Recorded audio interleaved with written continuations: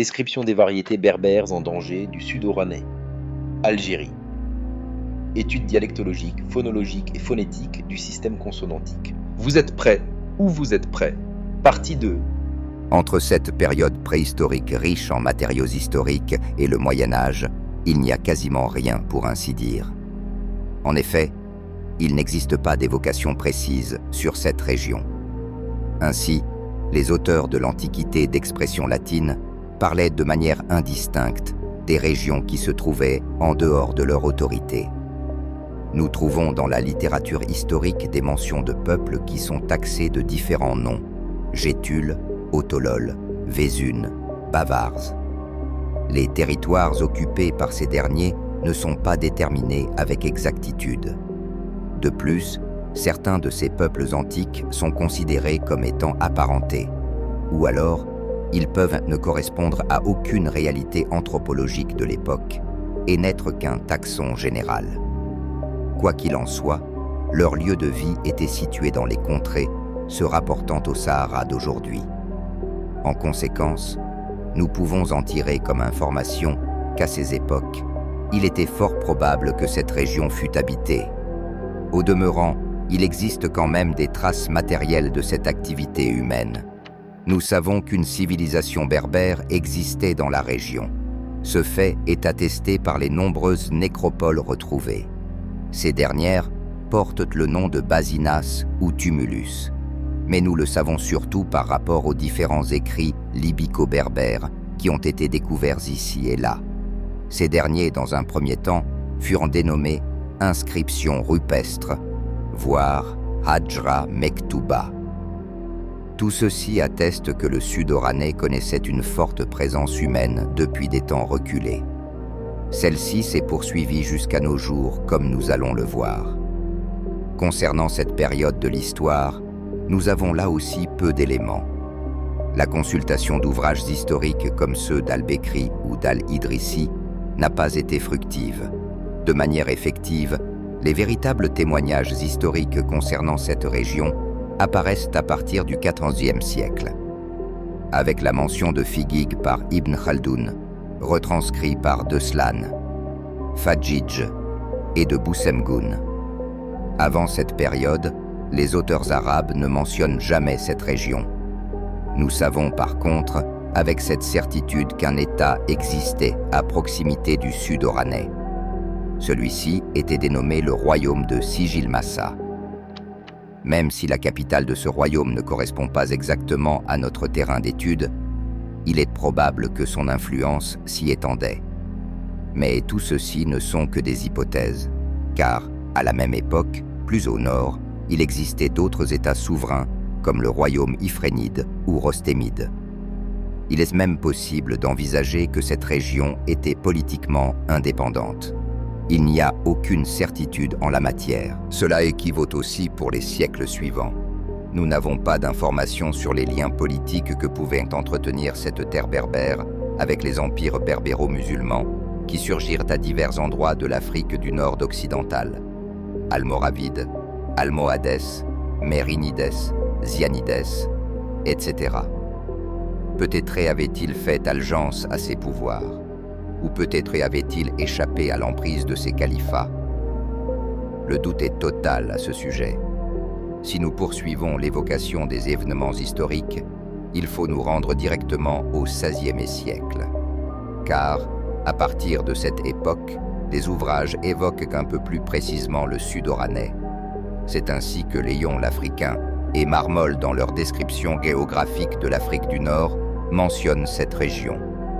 Figuig est toujours cite, mais d'autres localités sont décrites comme Ouakda par Léon l'Africain. Par la suite, divers auteurs du XVIIIe siècle, d'expression arabe, Ahmed el-Ayachi, rapportent par écrit leur voyage à la Mecque pour le Hajj. Le sud-oranais était une des étapes de leur périple. Ainsi, nous y trouvons sites différentes localités qui sont les mêmes que celles d'aujourd'hui. Cela s'inscrit dans un recite évoquant des pèlerins venus de régions plus à l'ouest qui passaient par le sud-oranais. Ces fervents croyants stationnaient dans ce qui constitue pour nous actuellement des points d'Anqueté, avant de poursuivre leur chemin. D'autre part, il apparaît, de manière plus claire, que cette région jouissait d'une certaine autonomie politique par rapport aux grands empires régionaux de l'époque que sont les Alaouites et les Ottomans. Ils sont l'objet de différentes expéditions pour les soumettre à chaque fois. Il semble que ces deux empires se querellaient pour dominer le sud oranais. Mais leur emprise n'était jamais totale, puisque les campagnes punitives se renouvelaient à plusieurs reprises. Le 19e siècle est plus riche en informations relatant la réalité de ce temps-là et qui constituent toutes des moments d'histoire. Nous devons cela à la colonisation française qui archivera les faits de cette époque et documentera sur nombre d'aspects relatifs à cette région. Ainsi, la France colonisera ce territoire à partir de la Bing du 19e siècle non sans mal, puisque elle essuiera des résistances, notamment celle de Cheikh Bou Amama. D'autres événements tumultueux se déroulèrent au XXe siècle, comme la guerre d'Algérie entre 1954 et 1962, ou la guerre des Sables en 1963, qui opposa le Maroc et l'Algérie. Après cette courte évocation historique, nous revenons à notre époque contemporaine pour décrire un peu plus la situation générale du sud oranais. Cette deuxième sous-unité d'analyse sera dédiée à cerner notre population d'études. 3 points seront examinés.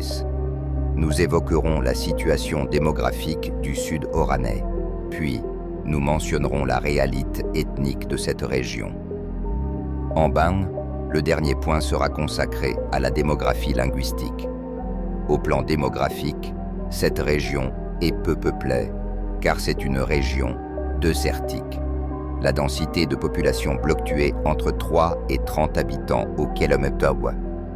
Selon le site de l'Office national des statistiques, ONS, qui est un organisme étatique algérien, les 3 wilayas comprendraient, à elles toutes, environ 700 000 habitants. La wilaya de Béchar étant la plus grande et la plus peuplée des 3. Mais ce n'est pas l'ensemble de ce territoire, ni l'ensemble de ces populations qui ont été l'objet de notre attention. Notre population d'étudiés est seulement circonscrite à une partie du sud oranais. Cette population est en majorité concentrée dans quelques localités. Ces derniers constituent donc nos points d'inquiétude. Ainsi, cette population d'études se trouve repartie sur l'ensemble du sud oranais et comprend 16 localités exactement. Les noms de ces localités sont par ordre alphabétique: Asla, Beni Ounif, Berebi, Boukaï, Boussemgoun, Chelala, Fendi, Igli, Kalaat, Bouamama, Mograr Tartani, Lahmar, Madzer, Mogul, Mograr, Mograr Fougani, Wakda, Zbisifa, Tiout. Le nombre d'habitants par point d'enquête est relativement faible. La plus petite localité comprend environ 200 habitants, alors que la plus grande environ 10 000 habitants. Mais tous ces chiffres sont à prendre avec des pincettes, car ils ne correspondent pas exactement au nombre d'habitants qui figurent précisément à ces endroits. Ces valeurs se rapportent en réalité aux communes, englobent dans leur circonscription plusieurs localités urbaines dispersées sur ce territoire.